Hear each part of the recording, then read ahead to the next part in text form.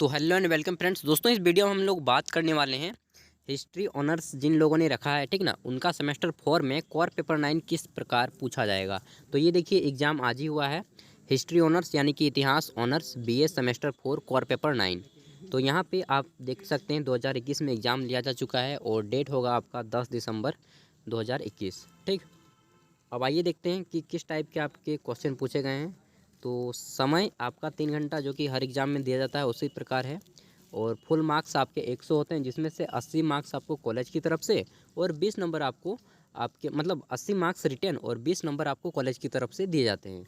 अपने कॉलेज में जहाँ पे एडमिशन कराया है वहाँ पे 20 नंबर मिलेंगे और 80 नंबर आपको कॉलेज में रिटर्न करना होगा, ठीक ना, पेपर लिखना होगा। अब आइए देखते हैं, यहाँ पे बोला जा रहा है कि आंसर एनी 5 क्वेश्चन इन विच, यानी कि किन्हीं 5 प्रश्नों के उत्तर देने हैं जिसमें प्रश्न संख्या 1 आपका कंपलसरी है, ठीक ना, यानी कि प्रत्येक क्वेश्चन आपका हो गया 16 नंबर का। प्रश्न संख्या 1 कंपलसरी है और टोटल आपको कितने प्रश्नों के उत्तर देने हैं? 5। तो प्रश्न संख्या 1 को बनाने के बाद उधर 4 प्रश्नों के उत्तर देने हैं। तो पहला प्रश्न जो है आपका प्रश्न संख्या 1, इसे 2 खंडों में बांटा गया है, खंड ए और खंड बी। तो खंड ए में यहाँ पे बताया जा रहा है कि 10 ऑब्जेक्टिव क्वेश्चन है जिसमें से आपको एक सही का चयन करना है। ठीक, यहाँ पे देखते हैं, पहला है आपका in which year did the Spain and America war started, यानी कि स्पेन स्पेन जो देश है और अमेरिका देश, इन दोनों के बीच युद्ध कब शुरू हुआ था। पहला ऑप्शन है 1861, दूसरा ऑप्शन है आपका 1851, तीसरा 1897 और चौथा है 1881। अगला क्वेश्चन, स्वतंत्र अमेरिका के प्रथम राष्ट्रपति कौन थे? Who was the first president of independent America. तो इंडिपेंडेंट अमेरिका के प्रथम राष्ट्रपति कौन थे? जेफरसन, दूसरा है रूजवेल्ट, तीसरा है डिजरेली और चौथा है आपका जॉर्ज वाशिंगटन, ठीक ना। और वाशिंगटन के नाम पर ही अमेरिका की राजधानी वाशिंगटन डीसी का नाम रखा गया है। अगला देखते हैं दोस्तों, तो तीसरा क्वेश्चन आता है कि हिरोशिमा कहाँ अवस्थित है। तो आपको मालूम होना चाहिए कि सेकेंड वर्ल्ड वॉर यानी कि जब द्वितीय विश्व युद्ध हुआ था तो हिरोशिमा और नागासाकी पे बम गिरवाए गए थे। परमाणु हमले सबसे पहले यहीं पे करवाए गए थे। तो ये जापान के 2 शहर हैं, तो इसका उत्तर हो जाएगा जापान। ठीक, अगला क्वेश्चन है चौथा क्वेश्चन कि पर्ल हार्बर कहाँ अवस्थित है। तो पर्ल हार्बर में जो नौसैनिक होते थे नेवी, उनको सुबह के समय में ही अटैक कर दिया गया था, ठीक ना। तो आपको ये बताना है कि ये प्लेस किस जगह पे है। तो जापान में है, अमेरिका में है, फिलीपींस में है या इंग्लैंड में है। ठीक, अगला क्वेश्चन है दोस्तों, किसकी विदेश नीति अच्छे पड़ोसी की नीति के नाम से जानी जाती है। तो किसकी विदेश नीति को अच्छे पड़ोसी की नीति के नाम से जानी जाती है? पहला ऑप्शन है आपका विलियम हावर्ड टेफ्ट, दूसरा ऑप्शन है आपका अब्राहम लिंकन, तीसरा ऑप्शन है आपका थियोडोर रूजवेल्ट और चौथा ऑप्शन है आपका फ्रैंकलिन डी रूजवेल्ट। आगे देखेंगे तो हमारा क्वेश्चन नंबर एफ पूछा गया है कि स्पेन और अमेरिका के युद्ध के समय अमेरिका के राष्ट्रपति कौन थे, ठीक ना।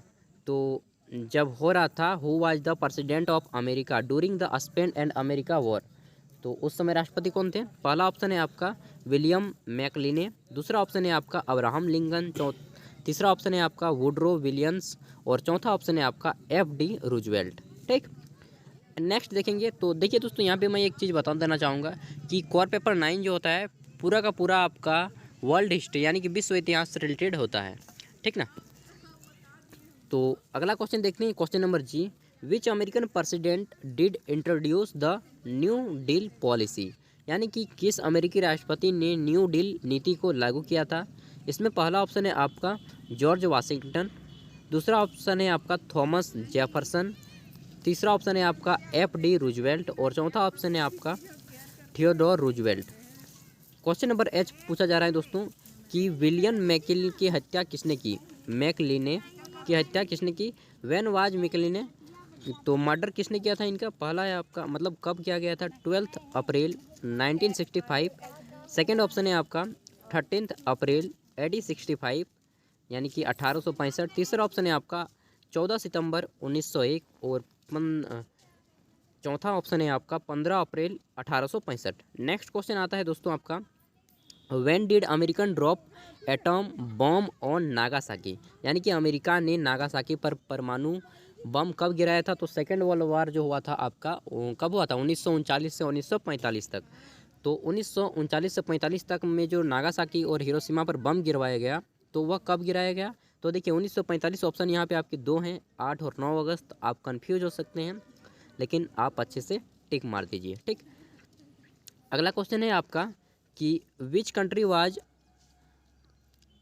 ये क्या है जी, which country was unaffected by the great economy depression, यानी कि जब आर्थिक मंदी का दौर चल रहा था तो आर्थिक मंदी में कौन सा देश अप्रभावित रहा, मतलब किस देश को थोड़ा सा भी फर्क नहीं पड़ा कि आर्थिक मंदी के कारण उसकी जनता में त्राही नहीं बची, तो इस वह देश कौन था? अमेरिका, जापान, जर्मनी या फ्रांस। नेक्स्ट क्वेश्चन है दोस्तों, यहाँ पे आपका टोटल 10 ऑब्जेक्टिव क्वेश्चन कंप्लीट होते हैं और क्वेश्चन 1 प्रश्न 1 का ये ग्रुप बी आ जाता है। यहाँ पे 5 मार्क्स के 2 प्रश्न होते हैं, जिसमें से आपके 5 मार्क्स के प्रश्नों का उत्तर आपको 80 से 100 शब्दों के बीच में देना होता है। ठीक ना, तो right short notes on any two of following, किन्हीं 2 प्रश्नों के उत्तर देने हैं। 5 नंबर का एक प्रश्न है। तो आइए देखते हैं, इसमें पहला है आपका कि आर्थिक मंदी के क्या कारण थे? आर्थिक मंदी इकोनॉमिक डिप्रेशन के रीजन को बताना है। नेक्स्ट है आपका कि विलियम हावर्ड टैब के ऊपर छोटा सा एक नोट लिखना है। और उसके बाद आपका आता है मैनिफेस्ट डेस्टिनी का सिद्धांत को बताना है, या फिर पेरिस शांति सम्मेलन जो हुआ था में वुड्रो विलियम्स की भूमिका को बताना है, role of Woodrow Williams in Paris Peace Conference. ठीक, उसके बाद यहाँ पे आता है आपका अब आपके 15 मार्क्स के क्वेश्चन। ठीक ना, तो पहला ऑप्शन है आपका कि discuss about the effect of American Spanish war, यानी कि अमेरिका और स्पेन के युद्ध के परिणामों को बताना है कि अमेरिका और स्पेन में जो युद्ध हुआ उसके क्या क्या रिजल्ट हुए, क्या क्या परिणाम हुए। तीसरा क्वेश्चन है आपका दोस्तों, तो देखिए एग्ज़ाम ख़त्म भी हो गया और मैं उससे पहले ही आपको दे रहा paper. What were the effect of economic depression, यानी कि आर्थिक मंदी के क्या परिणाम हुए थे। ठीक ना, आर्थिक मंदी जब हुआ तो यूरोप में इसके क्या रिजल्ट आए, क्या परिणाम हुए, भी आपको बताना है। चौथा है आपका discuss about the life and home policy of F D. Roosevelt, यानी कि एफ.डी. रूजवेल्ट की जीवनी एवं गृह नीति का वर्णन करना है। एफ.डी. रूजवेल्ट की बायोग्राफी लिखना है एंड आपको उसकी जो गृह नीति थी, होम पॉलिसी, उसको बताना है। उसके बाद दोस्तों आता है आपका 5वां क्वेश्चन कि थियोडोर रूजवेल्ट की गृह नीति का वर्णन करें। देखिए गृह नीति यानी कि अपने घर में किस प्रकार रहना है, इसके लिए एक नीति बनाते हैं। ठीक ना, तो उसको आपको बताना है। Discuss about the home policy of Theodore Roosevelt. और एक चीज़ मैं बताऊं, जिन लोगों ने हिस्ट्री ऑनर्स रखा है ना, वो बहुत बुद्धिमानी का काम किए हैं, क्योंकि हिस्ट्री ऑनर्स वास्तव में देखा जाए तो बीए का, ग्रेजुएशन का सबसे अच्छा ऑनर्स माना जाएगा, जो कि बहुत ईजी से आप पढ़ के आसानी से समझ के निकाल सकते हैं। हिंदी से भी आसान हिस्ट्री है। ठीक ना, तो आप लोगों को बहुत बुद्धिमानी का काम किया, मजाक नहीं बोल रहा हूँ।